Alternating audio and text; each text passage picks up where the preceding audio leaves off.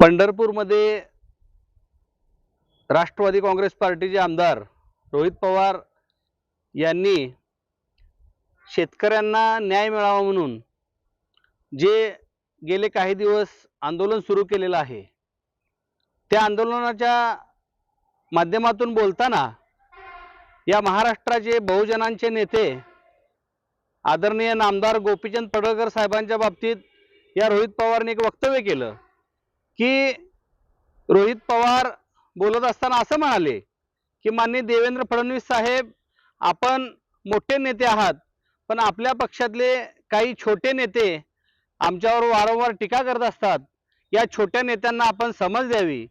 असं वक्तव्य केल्यानंतर मला या रोहित पवारांना एक सांगायचं आहे की रोहित पवार, तुमचं स्वतःचं कर्तृत्व काय आहे?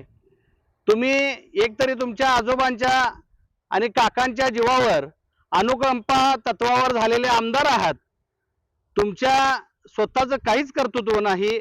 मला एक सांगायचं आहे की माननीय देवेंद्र फडणवीस साहेब या राज्याचे कार्यतत्पर आणि विकास पुरुष असणारे मुख्यमंत्री सातत्यानं शेतकऱ्यांना वेगवेगळ्या पद्धतीनं जिथं जिथं प्रसंग येईल तिथं न्याय देण्याचा प्रयत्न करत आहेत, आणि असं करत असताना त्यांना सातत्यानं टार्गेट करण्याचा प्रयत्न ही अशी विघ्न संतोषी लोक करतायत.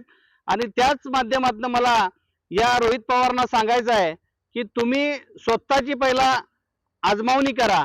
मला मुख्यमंत्री साहेबांना एक विनंती करायची आहे की या रोहित पवारांच्या ज्या काही शैक्षणिक संस्था असतील, जे कारखाने असतील किंवा ज्या इतर सहकारी संस्था असतील, या संस्था ज्या जागेवर उभ्या आहेत त्या जागा महारवतनी इनामी जागा आहेत का, किंवा शासनाच्या कमी दरात जागा बळकावलेल्या आहेत का शेतकऱ्यांच्या जागा बळकावलेल्या आहेत, ह्याची चौकशी पहिला माननीय मुख्यमंत्री साहेबांनी करावी अशी मी विनंती करतो.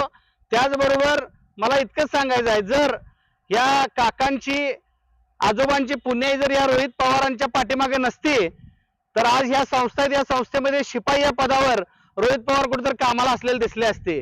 त्यामुळं त्यांनी स्वतः बोलताना तारतम्य बाळगावं.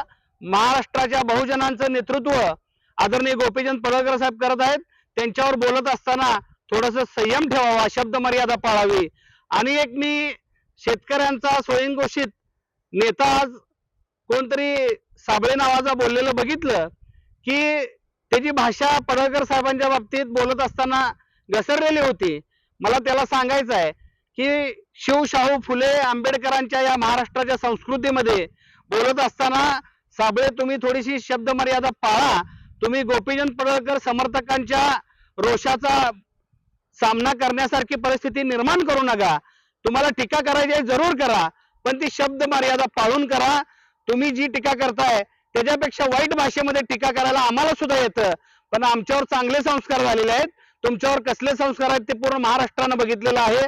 त्यामुळं साबळे, तुम्हाला नेतेगिरी करायची आहे करा, शेतकऱ्यांना न्याय मिळवून देण्यासाठी तुम्ही लढा. तुम्हाला एवढं जरी लक्षात यायला पाहिजे होतं, ह्याच शरद पवारांनी महाराष्ट्राच्या सत्ताकारणामध्ये जेवढे सहकारी साखर कारखाने नाहीत तेवढे खाजगी साखर कारखाने, खाजगी संस्था, सहकार संस्था ह्या उभ्या करत असताना कशा पद्धतीने उभ्या केलेल्या आहेत. महाराष्ट्रामध्ये जातीपातीमध्ये जे भेदभाव करण्याचं काम ह्या राष्ट्रवादी काँग्रेस पार्टीनं आणि काँग्रेस पक्षानं केलेलं आहे. त्यामुळं माननीय गोपीचंद पडळकर साहेबांच्या बाबतीत बोलताना हा साबळे असेल किंवा रोहित पवार, तुम्ही थोडंसं तुमचं तोंड सांभाळून टीका करावी. आणि महाराष्ट्राचे कार्यतत्पर मुख्यमंत्री आदरणीय देवेंद्र फडणवीस साहेब असतील, ते अतिशय सक्षम आहेत की महाराष्ट्रातला शेतकरी कुठलाही ओढ्यावर पडू देणार नाहीत. येणाऱ्या काही दिवसांमध्ये 100% शेतकऱ्यांना न्याय हा फडणवीस साहेब दिल्याशिवाय राहणार नाहीत. अशा पद्धतीचं मी आपल्याला विनंती वजा आवाहन करतो. जय भीम, जय भारत, जय जिजाऊ, जय शिवराय, जय अहिल्यादेवी.